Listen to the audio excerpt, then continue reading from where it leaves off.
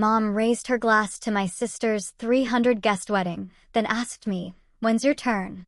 I said, "8 months ago you were invited, but your favorite daughter threw it in the trash."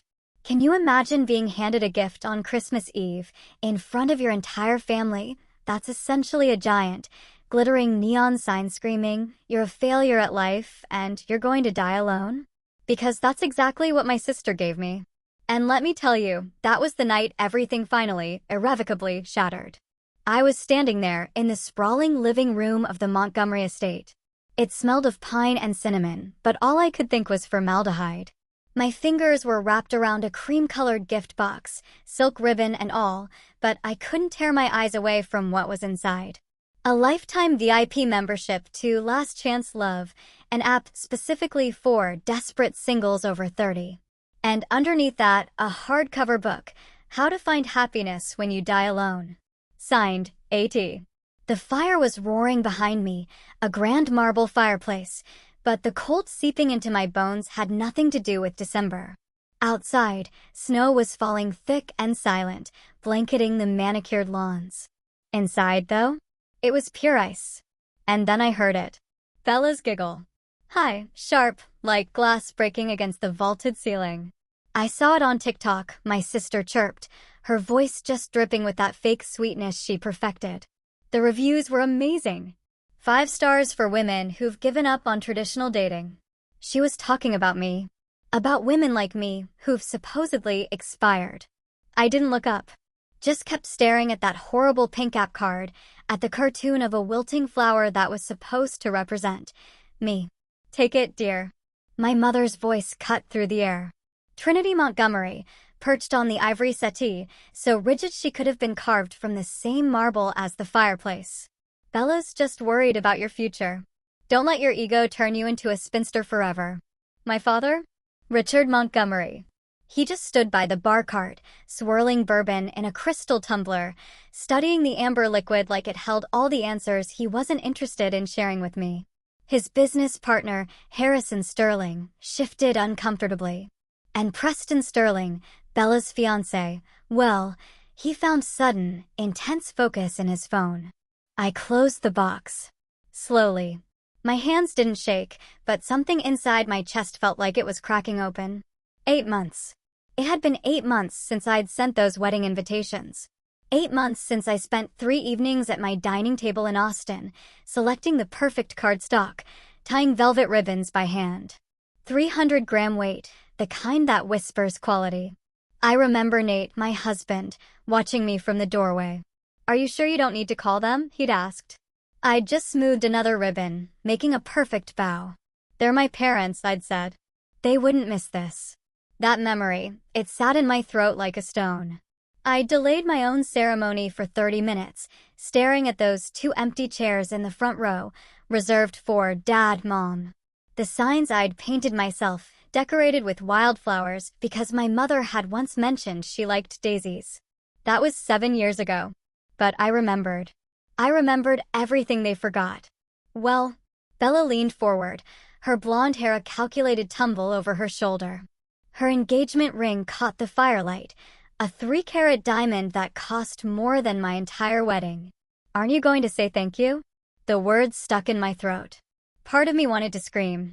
Part of me wanted to run, to burst out those massive oak doors like I'd done so many times before, drive to the airport, fly home to Austin where Nate was probably heating up leftover Thai food, wondering if I was okay. But I was so tired of running. Harrison Sterling cleared his throat. "Perhaps we should move on to dinner," he suggested, his voice carefully neutral. "I believe the caterers have everything ready." Bella's smirk widened. She knew she'd won this round. She always did. Except this time, something inside me didn't break. It snapped. Not my heart, which had been breaking in that house since I was old enough to understand that some children are treasured and others are just tolerated. No. What snapped was something harder. The chains I'd dragged around for 29 years. The ones labeled good daughter, second best, maybe if you try harder. I looked up. My eyes met Bella's, and I watched her triumphant expression falter, just slightly. There was something in my face she didn't recognize. Something cold. Clean. Final. Thank you, Bella, I said. My voice came out smooth, almost pleasant. I'll keep this very carefully. I tucked the box under my arm, holding it against my ribs like evidence. Because that's exactly what it was. Trinity frowned. Caroline, don't be dramatic. It's just a thoughtful gift. Oh, I know. I smiled. The expression felt strange, like I was wearing someone else's mouth. It's very thoughtful. Very valuable.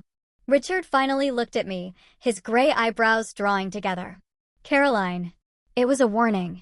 The same tone he used when I was 16 and suggested Bella shouldn't get a BMW for her first car when I'd received a 10-year-old Honda. The tone that meant, don't make a scene, don't embarrass us, don't exist too loudly in spaces meant for your sister to shine. I held his gaze. Yes, Dad. He opened his mouth, closed it, turned back to his bourbon. Preston Sterling stood abruptly, shoving his phone into his jacket pocket. I need some air, he muttered, walking toward the French doors. Bella's smile finally cracked. Preston, it's freezing out there. He hesitated, the cold air blowing in, before turning back with a resigned sigh to join the procession to the dining room. But he was already gone. And I understood something in that moment. He was uncomfortable. He should be. Any decent person would be. Shall we? Harrison gestured toward the dining room, his discomfort palpable.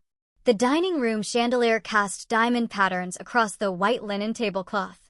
Trinity tapped her spoon against her crystal water glass, the sound cutting through the polite murmur like a blade. Before we begin, my mother announced, her voice pitched for an audience, I want to toast this very special season, the year of the bride. I watched Bella straighten in her chair, her practiced smile blooming across her face like she'd been waiting for this cue her entire life. My youngest daughter, Trinity continued, gesturing toward Bella with her wine glass, will be married this February in what I can only describe as a modern royal event. 300 guests. The ballroom at the Four Seasons. A dress that took 6 months to design. Preston shifted beside Bella, his jaw tight.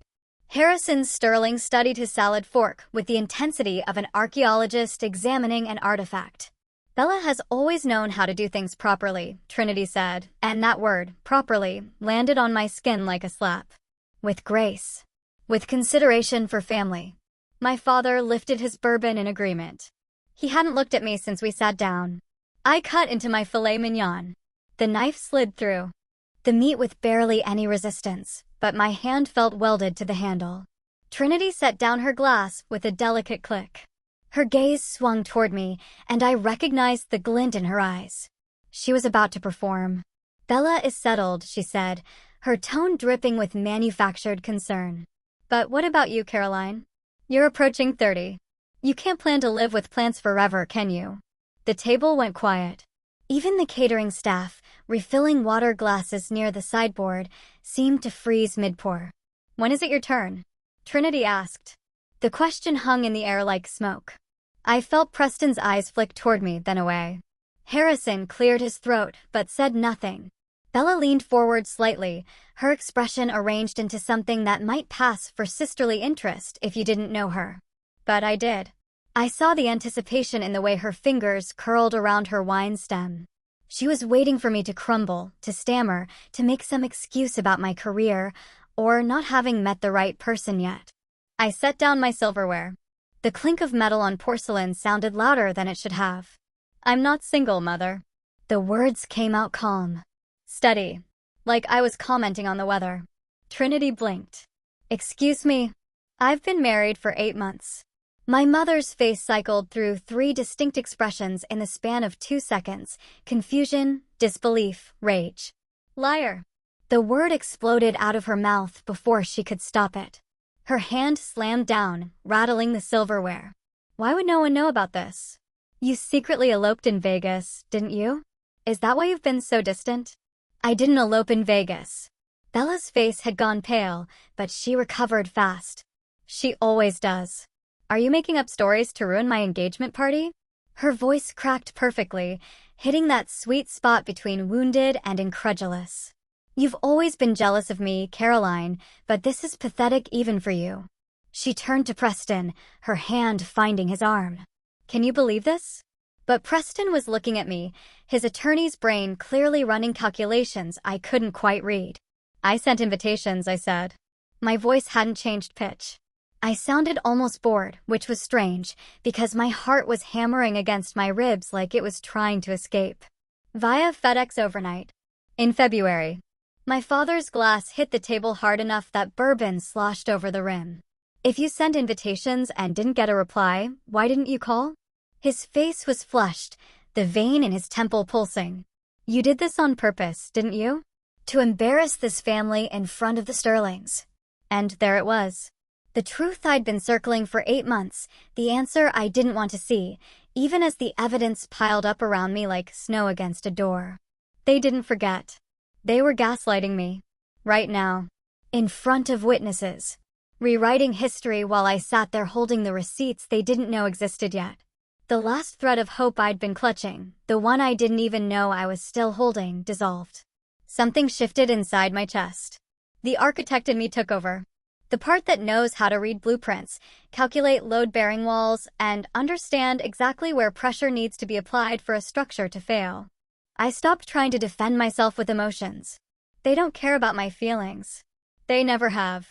Under the table, hidden by the white linen, I slid my phone from my clutch. My thumb found the message thread with Nate. I typed one word, now. The message showed as delivered, then read. I put the phone away and picked up my fork again, spearing a piece of asparagus like nothing had happened. Caroline. My mother's voice had that dangerous quality now. The one that used to send me running to my childhood bedroom. Stop this nonsense and apologize to your sister. For what? I took a bite of asparagus. It tasted like absolutely nothing. For getting married? For inviting my family to my wedding?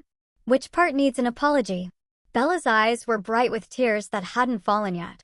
She was good at this, holding them right on the edge where they caught the light.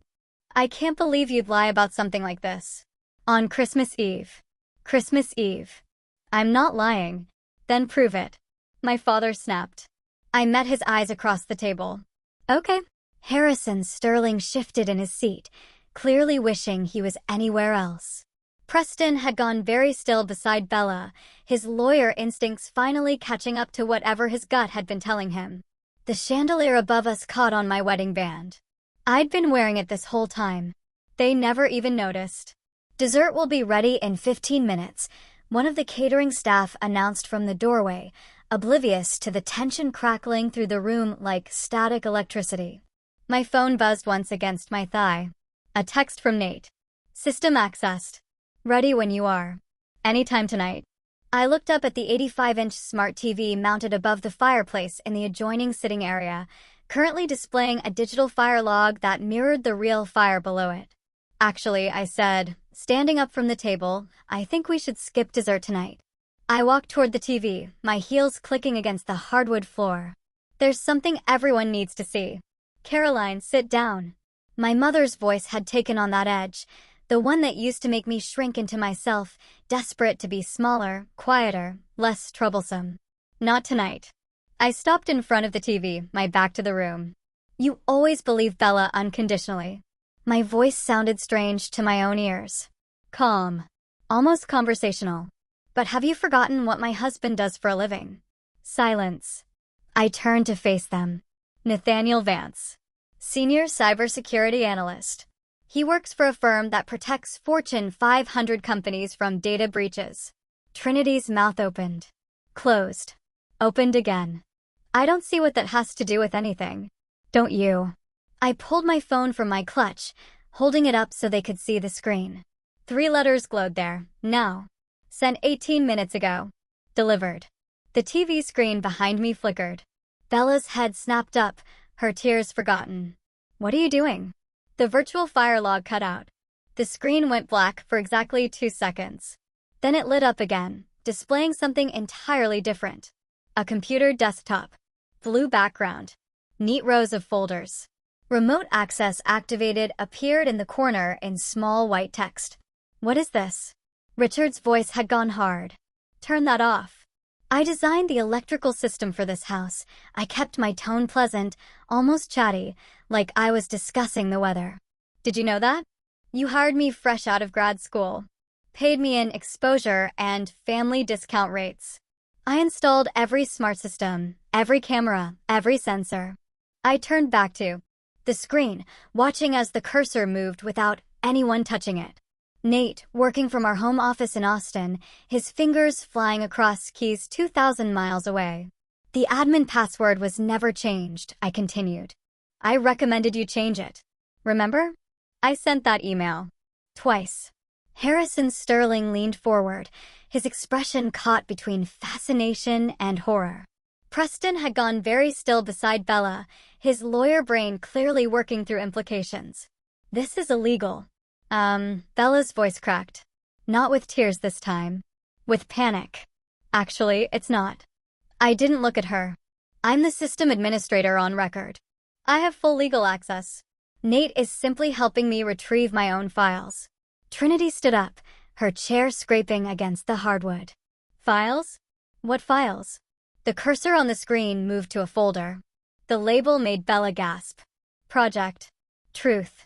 When you dismissed my career as playing with plants, I said quietly, you forgot I'm an architect.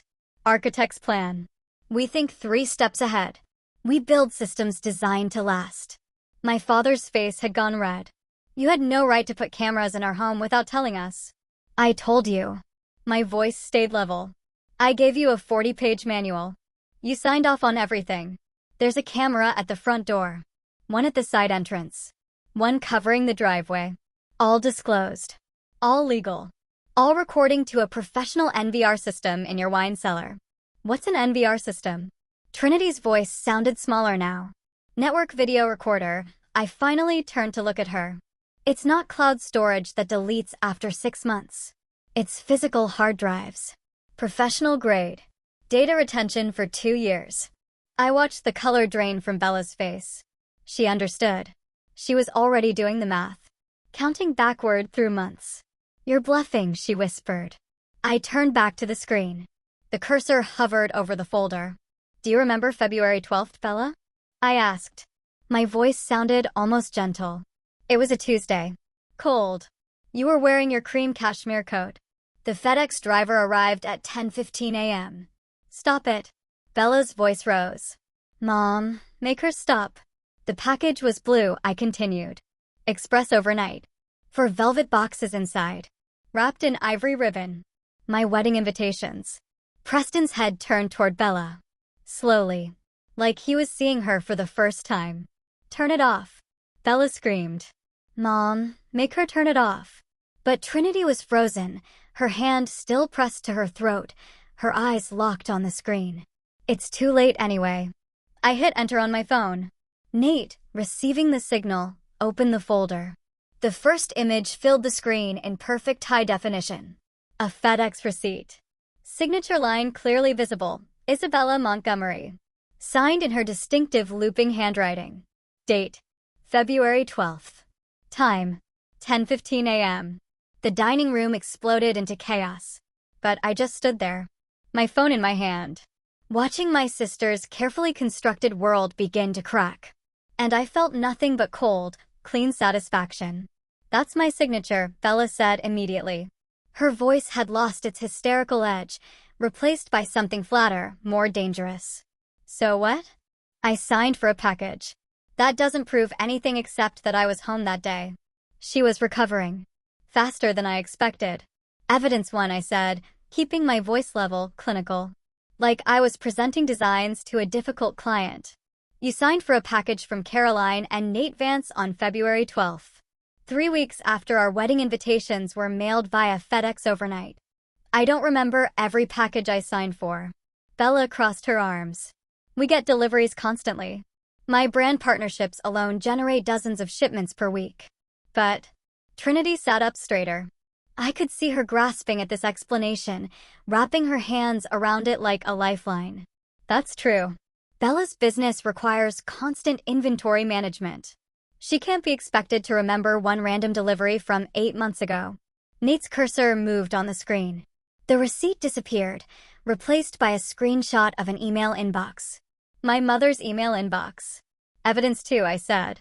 The screen showed Trinity's Gmail account settings. Filters. There was a long list of them, sorting newsletters and promotional emails into various folders. But one filter sat at the top of the list, marked with a red flag icon. Rule name: wedding block, I read aloud.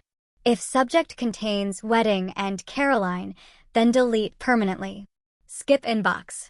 Do not archive. The creation date sat right there in gray text. February 14th. 2 days after the invitations were delivered.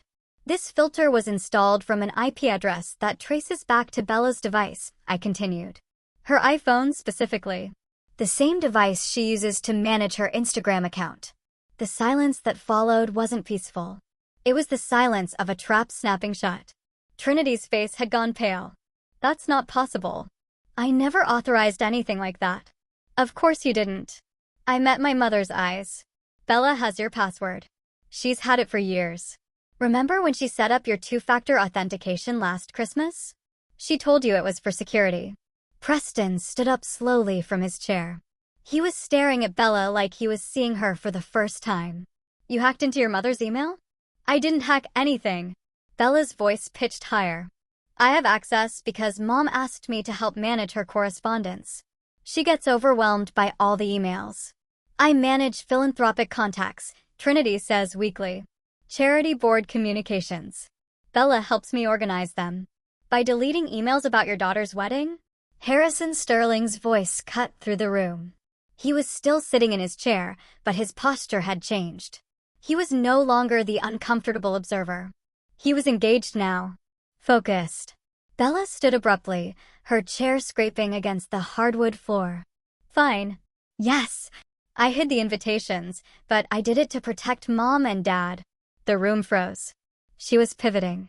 I watched it happen in real time, the way her expression shifted from defensive to aggrieved. Her eyes filled with tears. Her voice shook, but not with fear. With righteous indignation. You sent those invitations last minute, she continued, voice trembling. For some shabby vineyard in Texas. Dad has high blood pressure. Mom worries constantly about image. About what people think. I saw that location you chose, Caroline. That rustic barn aesthetic. And I was afraid.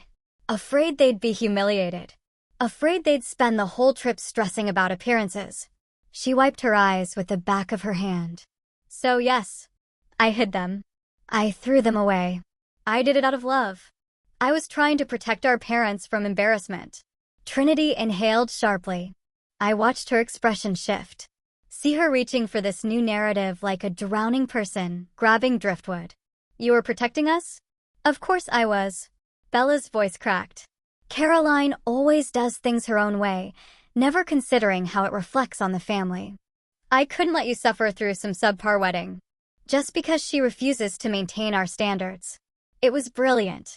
In a horrible way. She'd reframed herself from villain to hero in 30 seconds flat. The malicious act became protective sacrifice. The lie became love. Preston's frown deepened. He wasn't buying it. I could see the doubt written across his face, the way his jaw tightened.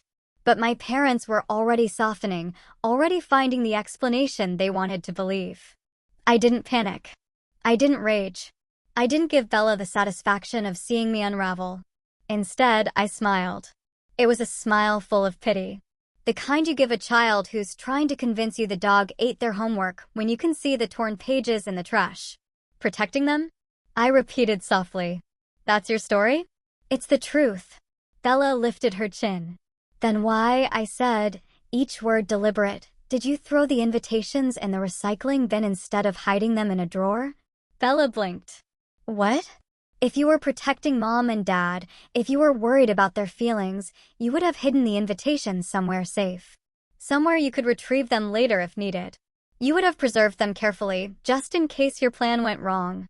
I gestured to the screen where Nate had already queued the next file. But you didn't do that. Did you? Preston turned to look at Bella.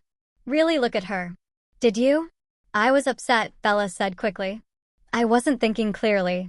That's interesting, I said, because the video footage suggests you were thinking very clearly. I nodded to the screen. Nate clicked play. The video quality was stunning. Crystal clear footage from the front door camera, The one mounted above the entrance, with a perfect view of the porch and driveway. The timestamp read, February 12th, 10:14 a.m. The FedEx truck pulled into frame. The driver climbed out, carrying a blue package. He rang the doorbell. Bella appeared 30 seconds later. She was wearing yoga pants and a cropped hoodie, her hair in a high ponytail. She smiled at the driver, signed the tablet, accepted the package. The driver left. Bella looked down at the package. I watched her read the return address label, Caroline and Nate Vance. Her expression changed. The smile vanished. Something cold and sharp took its place. She didn't look worried. She didn't look protective. She looked furious. Bella glanced around, checking if anyone was watching. Then she walked to the side of the house where the recycling bin sat behind a decorative lattice screen. She didn't hesitate, didn't pause, didn't open the package to check the contents. She just hurled it into the bin like she was throwing out garbage. The 4 velvet boxes I'd wrapped so carefully probably crushed on impact. The invitations I'd lettered by hand likely bent and creased. She didn't look back, just wiped her hands on her pants and walked inside. The video ended. The dining room stayed silent. Even the fire in the hearth seemed to hold its breath. Preston's face had gone blank. Carefully, deliberately blank.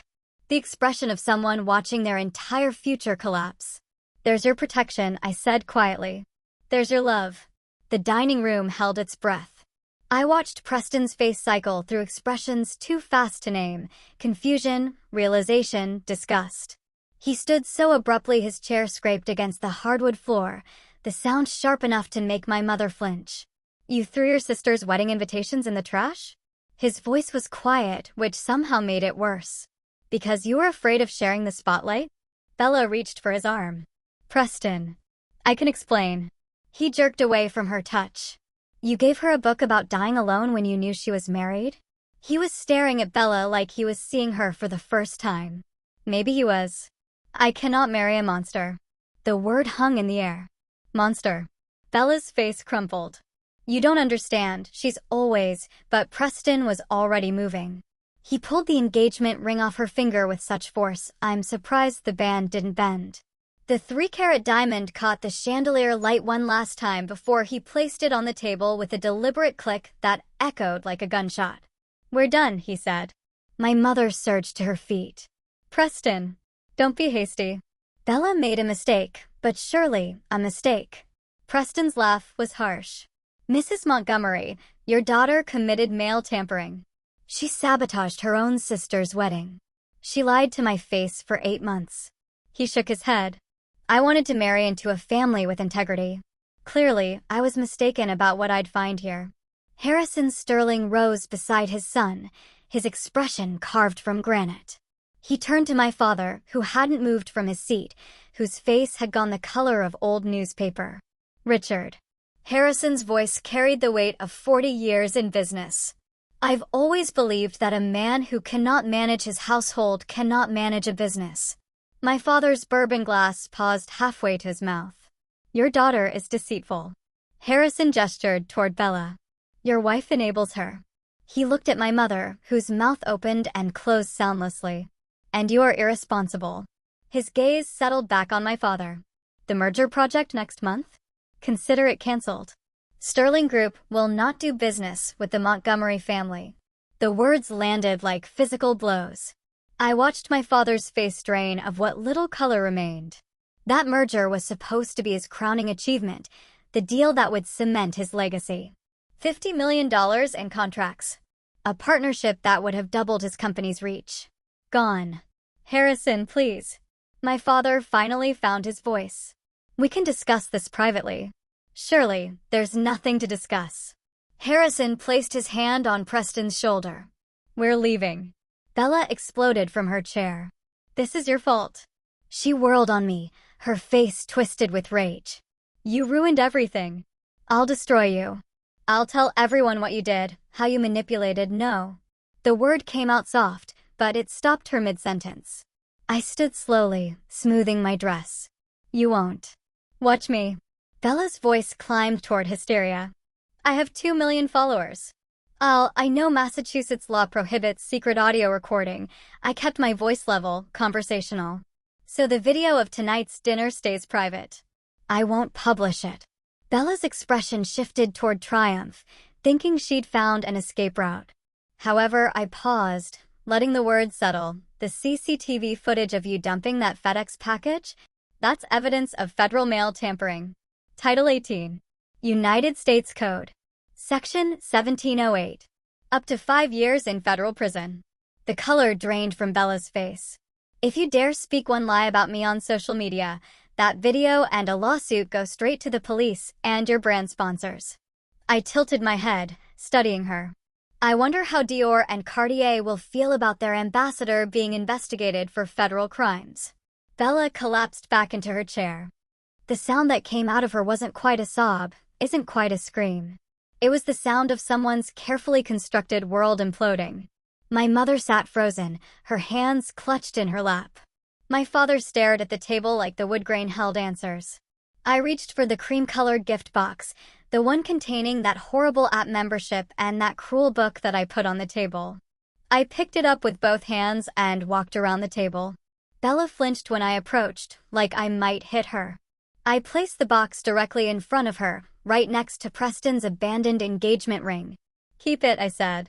You need it more than I do now. The words tasted like freedom. I turned. Harrison and Preston were already in the foyer, collecting their coats. As I passed Harrison, he gave me a single nod. Respect, maybe. Or approval. It didn't matter which. Behind me, I heard my mother's voice, thin and desperate. Caroline, wait. We can fix this. We can, but I was already walking. Through the foyer, past the marble staircase where Bella and I posed for Christmas photos as children, through the massive oak doors that closed behind me with a final, definitive thud. The December air hit my face like cold water. Clean. Sharp. Real. My Uber was waiting at the bottom of the circular drive, exhaust puffing white in the freezing air. I climbed into the back seat, and the driver glanced at me in the rearview mirror. Logan Airport, I confirmed. As we pulled away, I allowed myself one look back at the Montgomery estate. Every window blazed with light, but from here, it looked empty. A beautiful shell with nothing living inside. I pulled out my phone and video called Nate. His face filled the screen, and the knot in my chest finally began to unwind. His hair was messy, like he'd been running his hands through it. His eyes searched mine. Is it done? He asked. It's done. Mom's heating up soup for you. His smile was soft, warm, everything that house wasn't. Let's go home. Home. Not the place I was born, but the place where I'm loved. Yeah, I said, and my voice only shook a little. Let's go home. 3 days later, I was unpacking groceries in our Austin kitchen when the FedEx truck pulled up. Through the window, I watched the driver jog to the porch, scan a package, jog back. The box sat there on the welcome mat, square and flat. I knew what it was before I opened it. I could practically smell my father's desperation through the cardboard. Inside, a check. $50,000. The number seemed obscene, written in my father's careful architect's print. The note was brief, typed on his business letterhead like this was just another transaction. I'm sorry, please stay silent about the contract. I stood there in my kitchen, holding $50,000, and I thought about the girl who would have cashed this check. The one who showed up on Christmas Eve still hoping. The one who saved their chairs at her wedding. She's gone. I tore the check in half, then quarters, then confetti. My phone was already in my hand. I arranged the pieces on the granite counter, photographed them, opened the family group chat. 3 people. Mom, Dad, Bella. I typed. I don't sell my silence. I'm gifting it to you for free as a parting gift. Do not contact me again. My thumb hovered over the send button for maybe 3 seconds. Then I pressed it. The message showed delivered. Then read. Someone started typing. Stopped. Started again. I didn't wait to see what they'd say. I scrolled to the top of the chat, tapped the settings icon, and found the words I'd been looking for. Leave group. Are you sure? I've never been more sure of anything. Leave. New Year's Eve arrived wrapped in Seattle rain and the smell of Meredith's famous pot roast. Nate's family crowded into their living room, laughing, arguing about what movie to watch before the countdown. His sister stole the remote. His nephew spilled grape juice on the carpet. His mother hugged me tight, and I felt the weight of the sapphire brooch on her coat pressing against my shoulder. Real. Solid. An actual heirloom passed down with love instead of obligation. "Come on," Nate said, taking my hand. "Let's get some air before the fireworks." We stepped onto the back porch. The Space Needle glowed in the distance, and the city hummed with celebration. Nate wrapped his arm around my waist, and I leaned into him, breathing in rain and cedar and freedom. "Any regrets?" he asked quietly. I thought about the empty chairs, the hidden invitations, the cruel gift, the check torn into pieces. Not one. The first firework exploded overhead, gold sparks against black sky. Nate's family cheered from inside, and through the window I could see them raising glasses, pulling each other into hugs. I'm not the Montgomery daughter anymore. I'm Caroline Vance, architect of landscapes and now, finally, architect of my own life. I cleared the weeds. I burned out the rot. And here, in this garden I chose, something real is growing.